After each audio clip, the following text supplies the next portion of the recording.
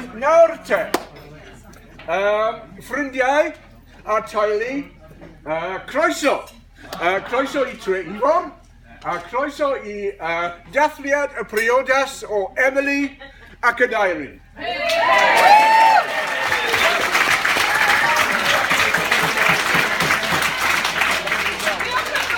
Oh, thank you, Matt. Diolch yn fawr chi hefyd.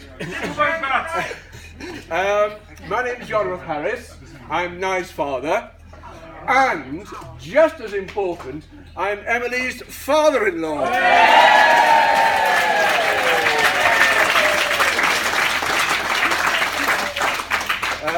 I've actually waited 27 years to say that. I don't make any apology for the few words of Welsh to start, because we are in Wales, though you can see England from just the front of the house, but it doesn't look very attractive over there, actually. I'm Welsh, and Nye's half Welsh, so I thought it would be appropriate just to pay lip service to the language of heaven at the beginning of the speeches.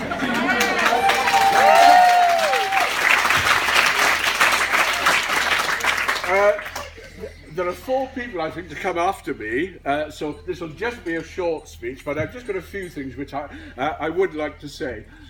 First of all, I'd like to thank the bride and groom for the invitation to this wonderful ceremony, actually.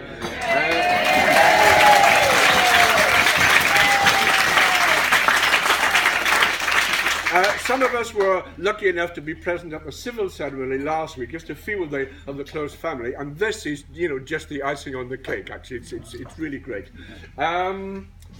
The preparation for this has obviously been immense, really, really immense. I mean, I know something of what's gone on, but I suspect not everything.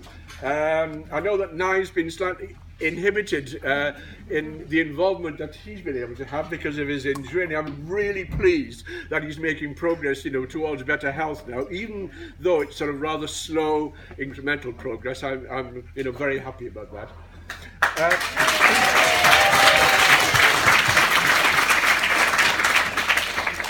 I know how much effort Emily has put into this. It's been really superhuman. I was going to describe it actually as Herculean, but I don't think that's appropriate, is it? Perhaps I can say Amazonian in the nicest possible way. But she's a fantastic organizer, and I don't know how she's managed all this. And partly with the help of Francis, and also occasionally with Reese and Rose, but also quite a number of you who I know have given up quite a bit of your time, either on the premises or before this event in your kitchens, to make sure that this happened. Your involvement and the time you've given is greatly appreciated. Woo!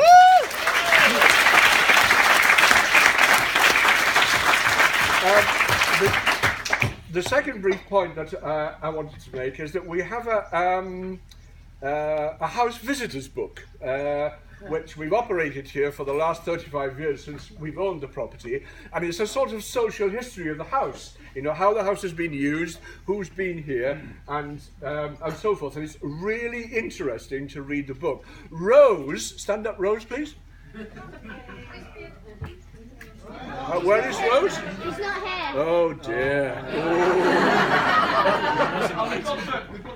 Oh right. Now Sarah's holding the book. If you haven't signed it yet, please could you make sure that you sign the book before the end of the proceedings. We don't ask people to make comments in the book, but we'd just like to know who's been here so we can look back and enjoy it. Now, I'm coming to the main part of what I want to say. I wanted to say something about Nye.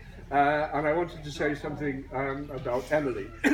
Don't worry, folks, this won't be embarrassing. Well, not very much, anyway.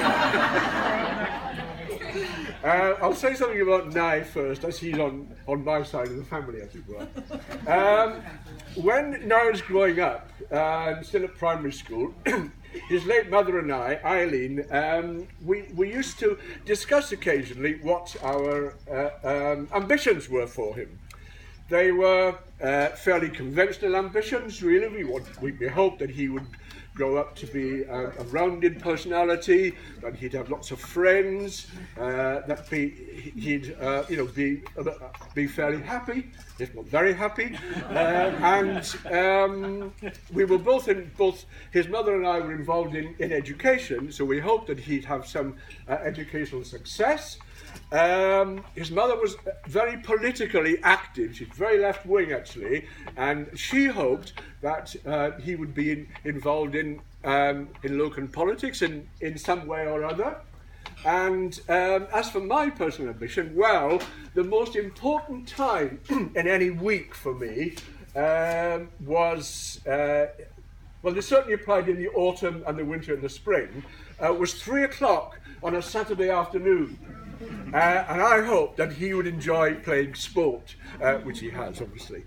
And then I grew a little bit older. He grew into his middle and his later teens, and we as parents became older as well and slightly more sensible and a bit more pragmatic. And we decided what we really wanted. Our main ambition was a family-centred ambition, because we felt that was the most worthwhile ambition.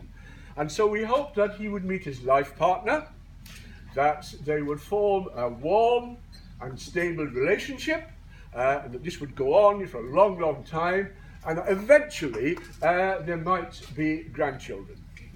Well, folks, I have to tell you that today, ambitions achieved.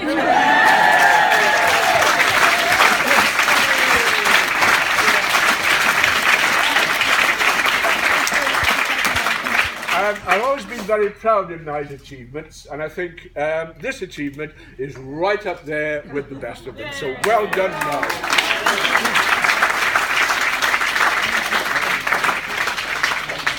I'd like to say something now about Emily. I've known Emily for more than a quarter of a century, and over that time I've come to admire her hugely, enormously actually.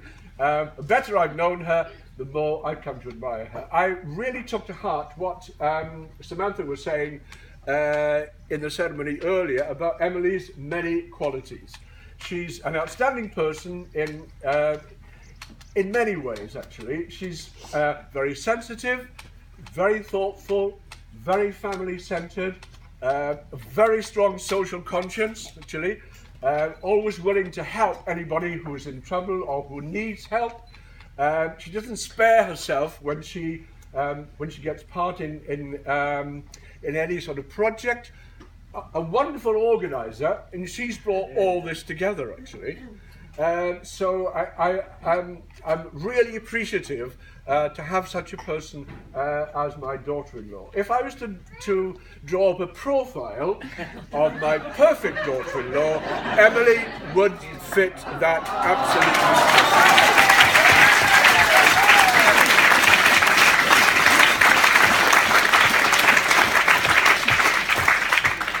Well, finally, I'd just like to say what a pleasure it is to see all of you here. Many of Nye and Emily's friends I know already, but not everybody, and I hope to have the chance to talk to you all before the end of the day. What a pleasure it is to have some of Emily's family here, to have some of my family here. Yes, thank you very much. My partner Harriet's family, and they're here somewhere, yeah, and all of you. So, diolch yn fawr am gwrando, mwynhau'ch chi gyd, enjoy the day, and thank you very much for listening.